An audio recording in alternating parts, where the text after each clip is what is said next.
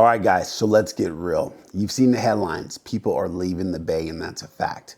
You're tempted by the promise of a bigger home and a better lifestyle and Sac, but there's that nagging question that still lingers. Will the actual move actually save you money? And it's a valid fear.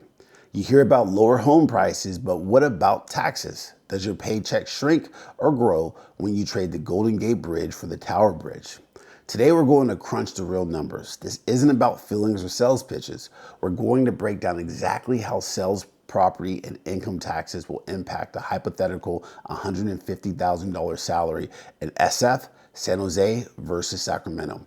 By the end of this, you'll see exactly how much of your hard-earned money you get to keep in each spot, so you can make a decision based on facts, not just hope.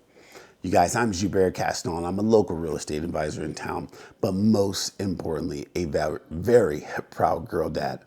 Today's video is all about taxes. The number one question I get when families relocate from the Bay Area to the greater Sacramento is, how much are taxes and what will I be saving? In this video, we're gonna dissect just that. So let's go. First up is a tax you feel every single day, sales tax. This is the extra bit you pay on everything from a cup of coffee to a new car. And in California, the sales tax has a few different layers.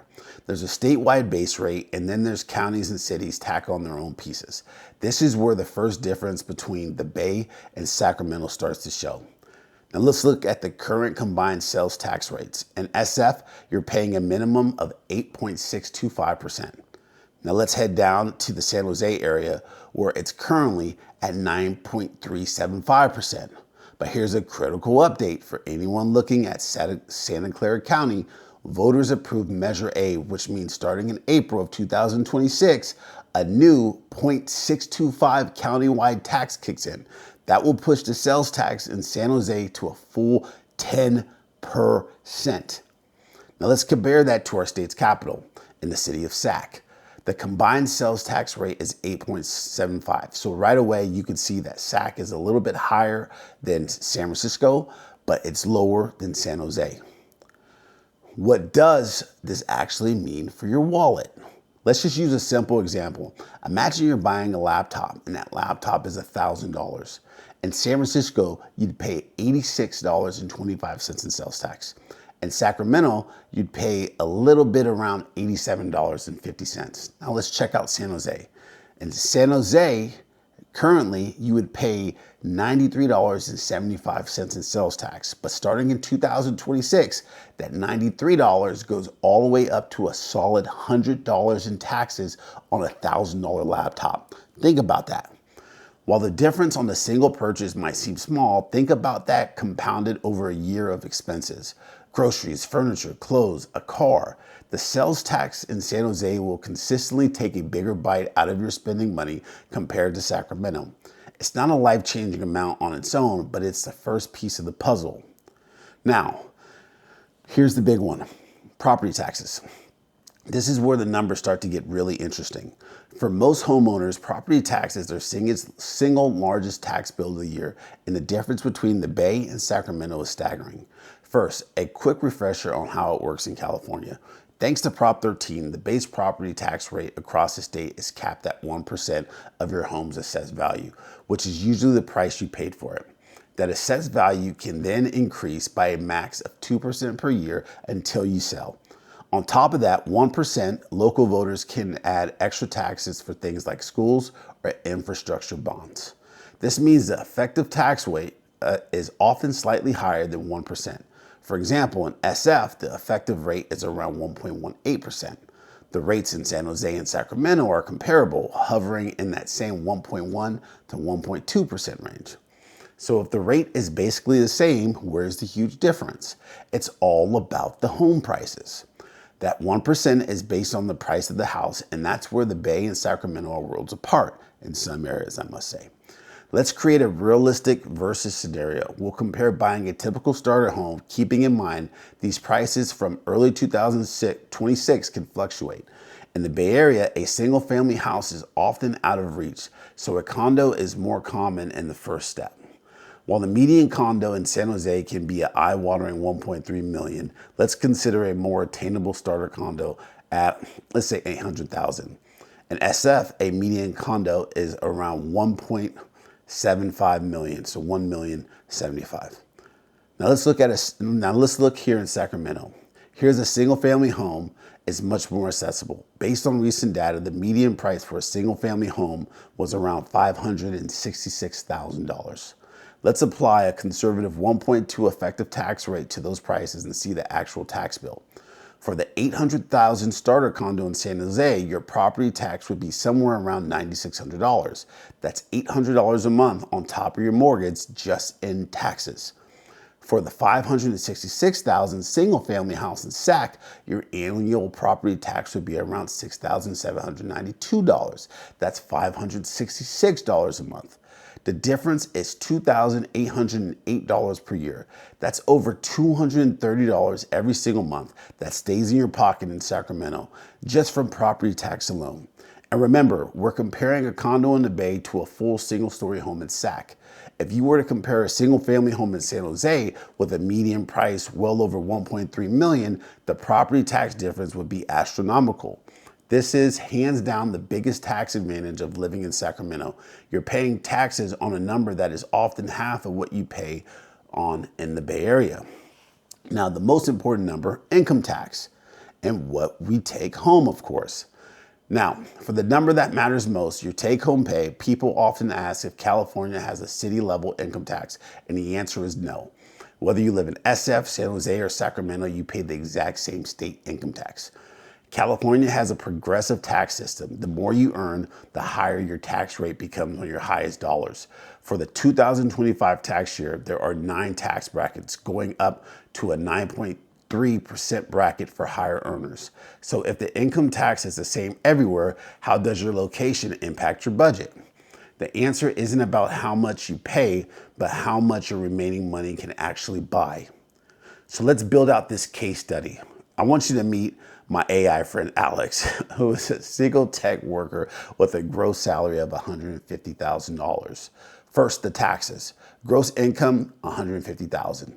Federal taxes, this is complex, but for a single filer in California at this income, a reasonable estimate is around $27,000 per year. California state income tax, using the 2025 tax brackets for a single filer, the total state income tax on a $150,000 salary comes out to approximately $11,600. So Alex's net after taxes, $150,000 gross, $27,000 federal taxes, $11,600 state taxes comes out to a $111,400 per year. This is roughly $9,283 per month. This net income is the same no matter where Alex lives in California.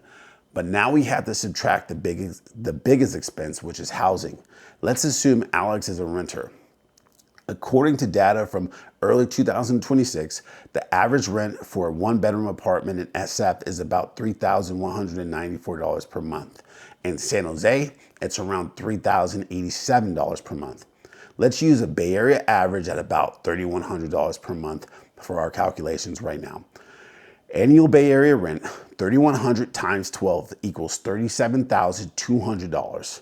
And we're talking on a yearly basis. Now, Sacramento, the average rent for a one-bedroom apartment as of early 2026 is around $1,890 per month. Annual Sacramento rent, $1,890 times 12, that yearly comes out to $22,680. Here's a moment of truth. Let's subtract housing costs from Alex's net income to find the real disposable income, the money left for everything else. And see, this is where when everything adds up, this is where it all makes sense. In the Bay, your $11,000 or your $111,400 net income minus your $37,200 rent comes out to $74,200 in disposable income. This is just off housing.